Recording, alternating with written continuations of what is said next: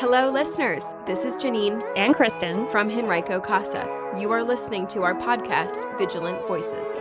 Living life every day.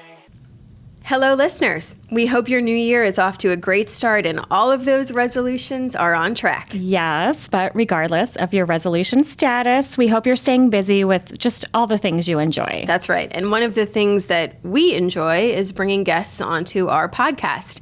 We love chatting with them and trust that you enjoy listening to them as well as they describe their passion for the well-being of children. Yes, and today's guest is a fellow Vigilant Voice who shares our belief that every child deserves the opportunity to play, which kind of seems obvious, but as we see in our work at CASA, there are children living with abuse and neglect, and they don't have this opportunity to just be carefree and have a fun childhood. That's right.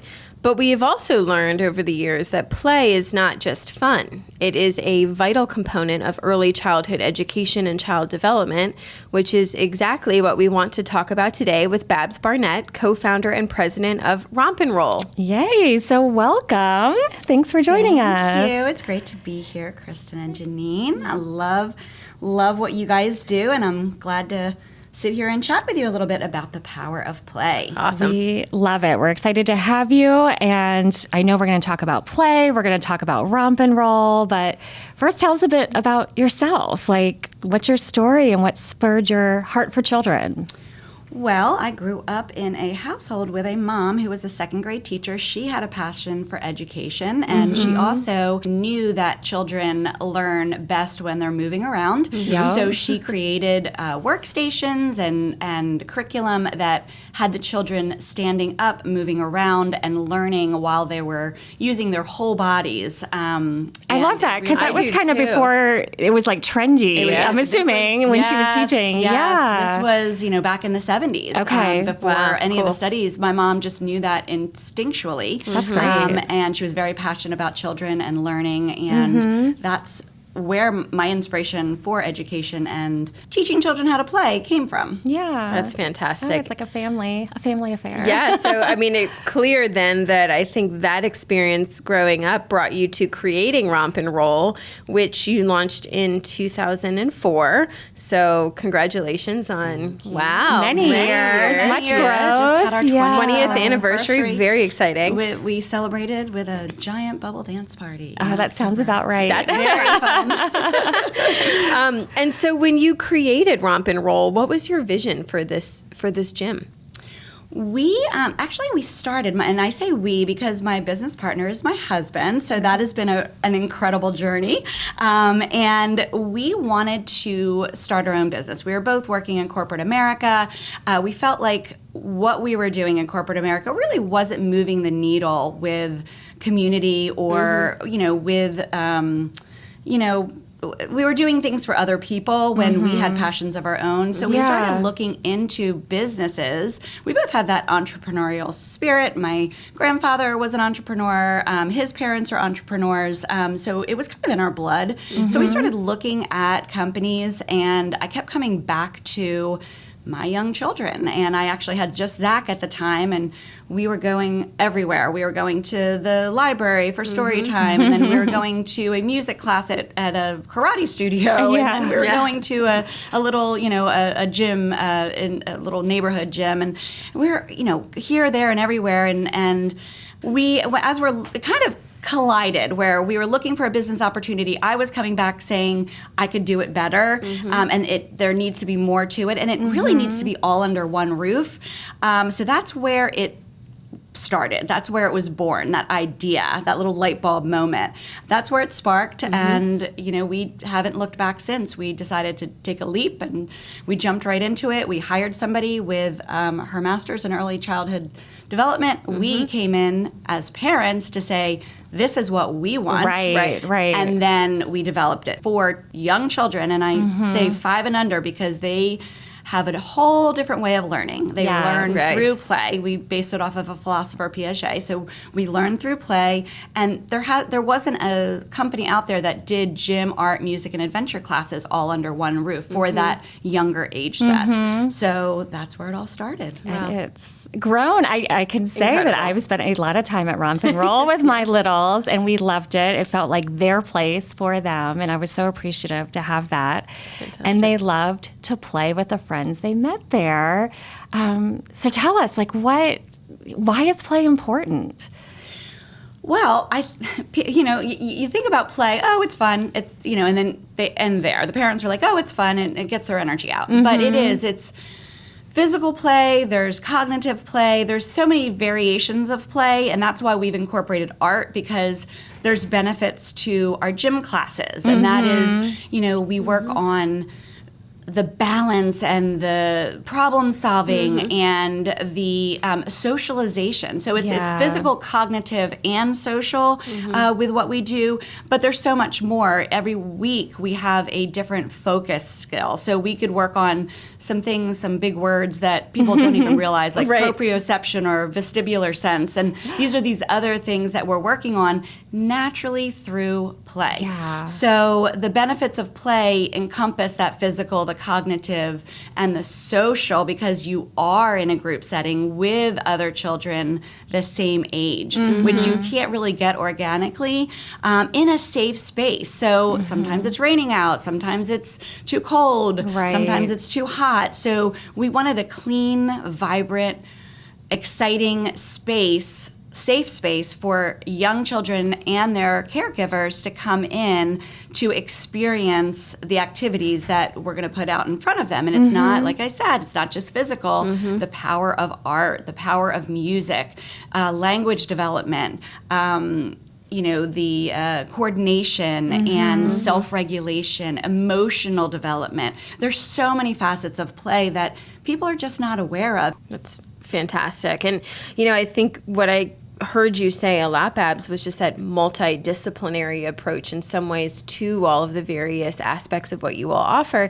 And we see those benefits too, right? And I think another one is that opportunity. You mentioned that socialization to build relationships, right? Absolutely. Well, and there's a little side benefit. It's Yeah. building relationships. The grown-ups get to build relationships. That's Yeah. right. So connection, and we use that word connection a lot at Romp and Roll, because there's a lot of connections going on there between people, the synapses in the children's brains, the connection, it's your first teacher. So lot of connections and socialization as well for the kids and the grown-ups. I love that. Yeah, and I love that you mentioned connections in the brains. We talk about that a lot with kids, the kids we serve at CASA who've experienced trauma. There's often lacking connections. And so the idea that they can play, that they can interact with peers, but also adults, to build those connections is pretty amazing. And I think one thing I liked with my kids and when we were in that younger age was kind of that open gym idea and having unstructured play. Is there a Absolutely. benefit to that as well? Yes, and I'm glad that you brought that up, because our classes are designed, whether they be a gym class, a music class, or an art class, is that we expose them to activities. They get to choose whether they want to do that activity or how they want to do that activity. So it's almost like a facilitated play. We embrace all of those personalities. And all Yeah, those and our decisions. advocates see that because they go, Absolutely. and the kids maybe want to talk or maybe Right. don't, and maybe want to play Uno and maybe don't. But having something to physically do opens up a comfort level with talking to our advocates between the children and the adults. And so we love play for that reason too. Exactly. Yeah.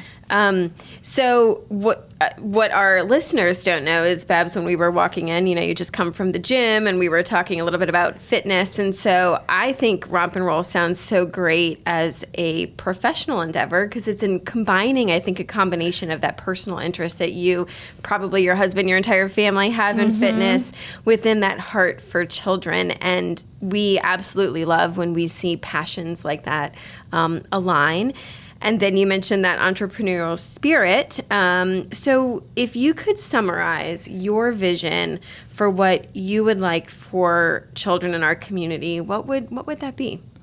Well, the vision is for the caregivers to provide, and they don't have to go to a space or they don't have to go to an organized program, to provide materials for them and opportunity for them to play. So, perfect example, we're snowed in, rained in, what have you. Right. You can get a roll of socks and a broom and you can play Right. hockey in the gym, or in the living room. Yeah. You can provide opportunities and almost like schedule. So it would be good to even schedule time for them to play and for them to explore, giving them the materials. It could be playing through art and giving them some materials that they can create.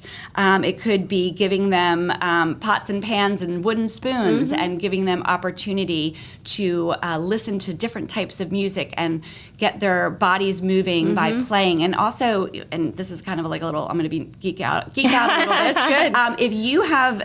If you give a child something in both hands and they're playing with something in both hands, that's crossing the midline. Yeah. It's creating that synapses in the brain because the right side is controlled by the left brain Right. and the left side. So it's creating that development of the whole body and the whole brain and getting all the brain power firing by giving them materials to facilitate that play. And learning, it would be great for parents to understand or grown-ups to understand, things they can do to get their bodies moving and get them to create or get them to, listen and play music. Music at a young age, under 5, really helps with language development, emotional regulation. Yeah. So I had to geek out a little bit. No, we love it. All of those. We Yes. love brain science, and I think we've actually talked before to our listeners about the importance of the developing brain from birth to 5, or those formative years. So it's fantastic. It is. And all you're of right. that. Like, play is accessible to all of us. We just have to think maybe a little creatively on how to approach it. Right. And sometimes, well, all the time, kids need to learn how to play almost. You can't just set the socks in front of them and expect them. Maybe they'll be creative and do something with it, but maybe they'll just look at them. So if you have to get down on their engage. level, Yes. and kind of start pull that. the pillows and the cushions off the couch, make forts with sheets and play with them because Yes. they need that connection with you. And that's, hey, let's disconnect. Let's put everything aside and let's play with the kids and let's build the forts and let's get the flashlights out and let's have a snowball fight with rolled up socks. Yeah, There's so many things you can do. I feel like we might have just stumbled upon your call to action. I think we might have. Did you catch it too? Well, I caught a few, but certainly the be a kid at heart, which says something to me. But we do end episodes, as Kristen alluded to, with that simple call to action for our listeners. And so what would you leave us all with to encourage that play? Well, the power of play should not just be for the kiddos. The power of play for grown-ups as well. I'm a running coach. I have a group that I run with, and our playtime is in the morning. We run and we talk and we get out and we're moving. I challenge my call to action for the listeners is to find ways that you can play with the children or play with other adults. Build a fort, have a snowball fight, get some art supplies and create, put some fun music on and get down on the floor and drum with the bowls and the pots and pans. And you can make little maracas with some beans and, a cup with tape over it. There's so many things that you can do to take some time, schedule an hour, and just play with the kids and engage with them. That's going to help their socialization as well. Yeah, and your own mental health. Yes. I think we could all absolutely. benefit from a little lighthearted. Get Yes. the adrenaline going. Get that good feeling that.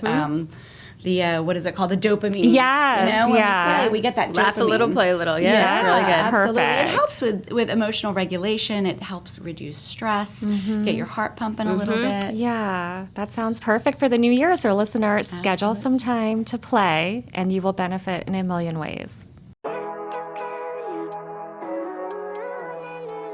Thank you for listening to Vigilant Voices, Henrico Casa's podcast. We have a vision for all children to live in safe, healthy homes. You can help us make that happen. Tell a friend about our podcast and find us on social media. I believe in the better days.